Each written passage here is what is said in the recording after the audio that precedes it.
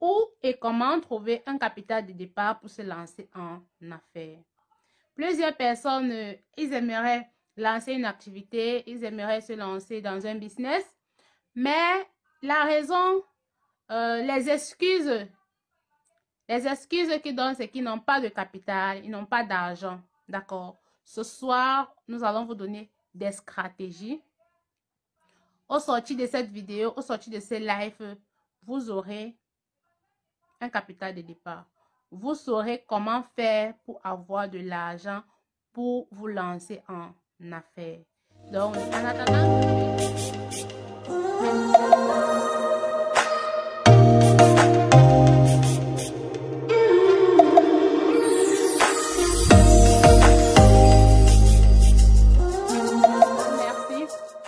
je veux commencer un business, mais je n'ai pas encore l'argent pour débuter. Je n'ai pas encore l'argent pour me lancer. J'attends. Lorsque vous voulez vous lancer en business, vous devez commencer au bas de l'échelle.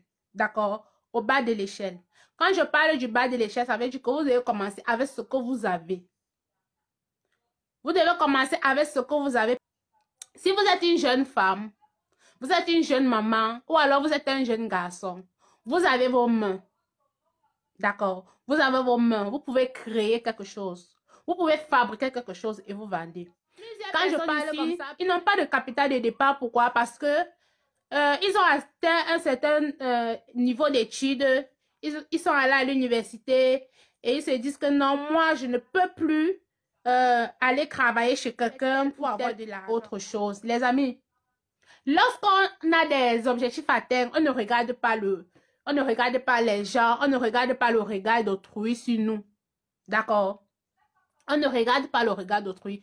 Pour se lancer en activité ou alors pour se lancer en affaires, pour se lancer en business, on n'a pas forcément besoin du million. Tu n'as pas besoin de 100 000 francs pour commencer une activité qui va te donner de l'argent. Même avec 5 000 francs, CFA, tu peux débuter ton activité et tu pars de progrès en progrès. Si tu as une bonne discipline financière. Est-ce qu'on se comprend, les amis? D'accord. Nous tous ici, sur 90%, nous avons un compte Facebook. Nous avons un compte Facebook. Le compte Facebook te sert à quoi? À regarder les statuts. Aller dans le marché le plus proche de chez toi. Ça, c'est une stratégie que je vous donne. Tu peux aller dans le marché le plus proche de chez toi. Tu entres en contact avec un commerçant, pour ne pas dire un fournisseur. Tu prends ton téléphone Android. Tu filmes ces articles, tu filmes que ce soit les chaussures, que ce soit les vêtements. Tu filmes avec ton téléphone, tu fais des bonnes photos. Tu mets ça sur ton statut WhatsApp. Pour ceux qui ne veulent pas aller faire le ménage, voilà la deuxième stratégie que je vous donne. Tu mets sur ton statut WhatsApp. Les gens vont voir. Tes amis, tes connaissances, ceux qui ont ton numéro vont voir. Sur 100 personnes qui vont voir, c'est un défi que je vous donne. Sur 100 personnes qui vont voir, il y aura au moins, vous allez leur donner les prix. Quand vous faites les photos chez le fournisseur ou alors le commerçant, il vous donne les prix. Et vous, lorsque quelqu'un va vous demander les prix de ces articles-là, vous allez donner vos prix à vous. Parce que vous aurez mis votre marge bénéficiaire. Et si vous mettez une marge, par exemple, de 20 ou de 25%, lorsque la personne sera intéressée, il va vous donner l'argent. Vous allez aller chez le commerçant, prendre la marchandise, aller livrer et vous allez récupérer la marge bénéficiaire que vous avez mis. Est-ce qu'on se comprend? C'est ça même qu'on appelle le dropshipping. Si vous faites comme ça, là, 2, 3, vous avez comme ça pour un début, si vous avez 2 clients par semaine, 3 clients, 4, 5 clients par semaine, je vous assure, et vous mettez cet argent-là de côté. Si vous gagnez par exemple 1000 francs, 2000, 3000 par article, vous mettez cet argent de côté. Après 1 mois, 2 mois, 3 mois, les amis, voilà un capital de départ. Voilà un capital de départ. D'accord? Pour les hommes, pour les petits garçons là, qui aiment toujours aller rester dans les coins du quartier pour taper les commentaires, arrêtez ça. Vous les mamans qui avez les enfants qui se regroupent toujours pour taper les commentaires, ça c'est la distraction et ça c'est la pauvreté. Arrêtez, conseillez vos enfants. Quand votre enfant a même 15 ans, pendant les vacances, pendant les congés, s'il n'est pas dans une classe d'examen, envoyez-le faire quelque chose. Il peut aller vendre les arachides. Il peut aller, apprenez à les enfants à vendre quelque chose. De telle sorte que lorsqu'ils vont grandir, à partir de 20 ans, 18 ans, lui-même, il va vouloir exercer. Lui-même, il va vouloir faire quelque chose qui va lui donner de l'argent sans plus être un poids pour ses parents. Est-ce qu'on se comprend, les amis? Sans plus être un poids pour ses parents. Pour les petits garçons, vous pouvez apprendre à laver les voitures. Ça, c'est aussi d'un. Vous pouvez laver les voitures. Tu es un garçon, tu as 20 ans, tu as 25 ans, tu es à la maison, tu ne fréquentes pas, tu ne fais rien. On t'a dit d'aller à l'école, tu as dit que tu ne veux plus partir à l'école. On t'a dit d'apprendre un métier, tu ne veux rien. Mais tu veux que le matin, on te donne le déjeuner. Or que tu as 25 ans. Et pourtant, c'est plutôt toi qui devais dire, maman, prends ça. C'est pour vous dire que si tu dis que tu n'as pas un capital de départ, c'est une excuse. C'est toi qui veux. Parce que si tu as la volonté et si tu as soif de sortir de ta zone de confort, tu ne peux pas manquer ce que tu vas faire avec tes mains. Je vous ai pris l'exemple de cette jeune femme-là qui n'avait rien, même l'argent pour payer par exemple les œufs pour faire bouillir et revendre, elle n'avait pas. Mais elle a utilisé quoi? Ses mains. Vous avez la bouche, vous avez les mains, vous avez les pieds. Vous utilisez cela pour vous faire de l'argent. Est-ce qu'on se comprend? Donc, arrêtez les excuses que il me faut au moins 100 000, il me faut au moins 200 000 francs pour commencer mon activité, il me faut 1 million. Laissez-moi vous dire, lorsque vous avez même les 1 million pour commencer votre activité et que vous êtes débutant, vous n'avez jamais eu à faire des affaires, les 1 million là vont se perdre. Pourquoi? Les 1 million vont se perdre parce que vous n'avez pas d'expérience. De deux, lorsqu'on commence dans l'entrepreneuriat, on ne commence jamais grand. Parce que tu vas payer la marchandise de 1 million, tu ne sais pas si ça va aimer, si le public va aimer. Tu ne connais même pas ta clientèle cible. Tu n'as pas fait les études de marché, tu n'as pas testé le produit. Mais tu veux commencer grand, tu veux commencer avec 1 million. Tu veux commencer avec 2 millions. Pour les mamans qui sont dans les foyers là. J'attends que mon mari me donne même 300 000 pour commencer mon business. Toi-même là, tu as combien? Commence avec ce que tu as. Ton mari, il va voir que ma femme est une femme brave. Elle a commencé son business et ça marche. En te donnant même, il sera fier, il sera content. Il sera convaincu que ça va évoluer. Il sera convaincu qu'il n'est pas en train de perdre son argent.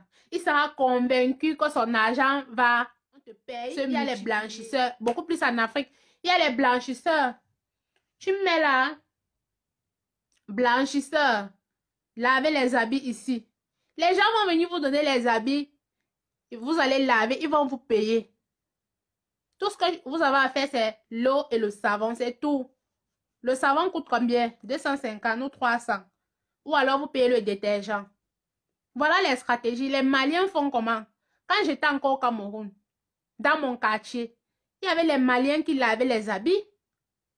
Quand tu ne veux pas quand les mamans qui avaient beaucoup d'enfants, là, les 5-4 enfants, et elles travaillent, elle n'a pas le temps pour laver les habits. Qu'est-ce qu'elle faisait? Chaque vendredi soir, elle prend le panier des habits, elle part donner chez le blanchisseur. Le blanchisseur lave les habits, il repasse. Le dimanche soir, elle vient prendre ses habits, elle rentre chez elle avec. Elle paye. Elle paye. Il y a d'autres qui lavaient par kilo, il y a d'autres qui lavaient par pièce. Ça dépend. Il faut créer les habits. Il faut créer. Est-ce que pour laver les habits, vous avez besoin d'une formation professionnelle? Non.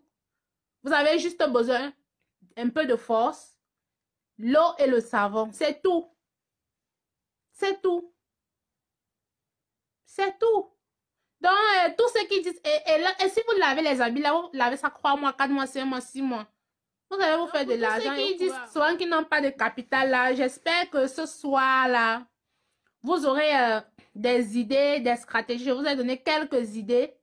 Vous-même, vous pouvez créer. Vous pouvez créer. Comment est-ce que vous pouvez faire pour avoir de l'argent? D'accord? Pour les jeunes étudiantes, là, moi, quand j'étais étudiante, je vendais. D'accord? Je vendais. Moi, quand j'étais étudiante, pendant les vacances, pendant l'été, là, moi, je faisais l'effort de tout valider. Et même si j'avais encore 1 ou 2 UV à valider en septembre, je faisais mon commerce. Je faisais mon commerce. Parfois, je vendais la banane mûre. Parfois, je braisais les plantains prunes. Parfois, je vendais les vêtements. D'accord? Donc, il faut arrêter. Et quand je faisais ça, j'avais mon propre argent. J'étais fière. Quand j'avais mon propre argent, vous ne connaissez pas la fierté.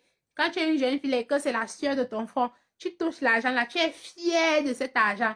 Parce que cet argent là, c'est différent de l'argent qu'on te donne. C'est différent de l'argent que tonton te donne, bien l'argent que ta mère te donne. C'est différent. Quand tu manges, quand tu as cet argent là entre tes mains, tu as une fierté en toi, je ne sais pas. Donc, il faut arrêter les excuses là, les excuses. Je n'ai pas l'argent, je n'ai pas l'argent et tout et tout. Donc, vous mettez les stratégies que je vous ai données ce soir sur pied. Que tu sois une étudiante, que tu sois un élève. Même les élèves ne sont pas exclus. D'accord? Même les élèves ne sont pas exclus. Parce que même à l'école, même étant élève, tu peux vendre. Quand on était élève, on vendait les chewing-gums, les bonkas, les bonbons cœur, là, on vendait ça à l'école. Moi, je vendais ça à l'école, les bonbons cœur, les bonkas, les chewing-gums, les croquettes, les caramels. D'accord? Donc, pour ceux qui sont élèves, vous pouvez commencer à cotiser votre argent de poche. Vous mettez 500 dans la caisse, 200, ainsi de suite. Parce que moi, quand j'étais élève, j'avais ma caisse que je cassais souvent en décembre. J'avais ma caisse que je cassais souvent en décembre. Chaque jour, je mettais 200, 300. Si un tonton me dépanne, je mets dans la caisse. Si une tantine me dépanne, je mets dans la caisse. Le jour que quelqu'un vient et que je l'aide à faire un travail et qu'il est content, il me donne une grande somme. Je mets dans ma caisse. Et à la fin de l'année, je cassais ma caisse. Je payais les barbouches des jeunes filles là. Je vendais. Parfois, ils vendaient à 3 000, de 2500. Et j'avais de l'argent. J'avais de l'argent. Donc, c'est pour vous dire que même les élèves là, vous n'êtes pas exclus. Vous n'êtes pas exclus. Donc, je vous ai donné les stratégies. Comment faire pour avoir de l'argent. Merci. Ok, je vous remercie d'avoir pris la peine d'écouter cette vidéo. Et on se voit à une autre vidéo. Au revoir les amis. Bye bye.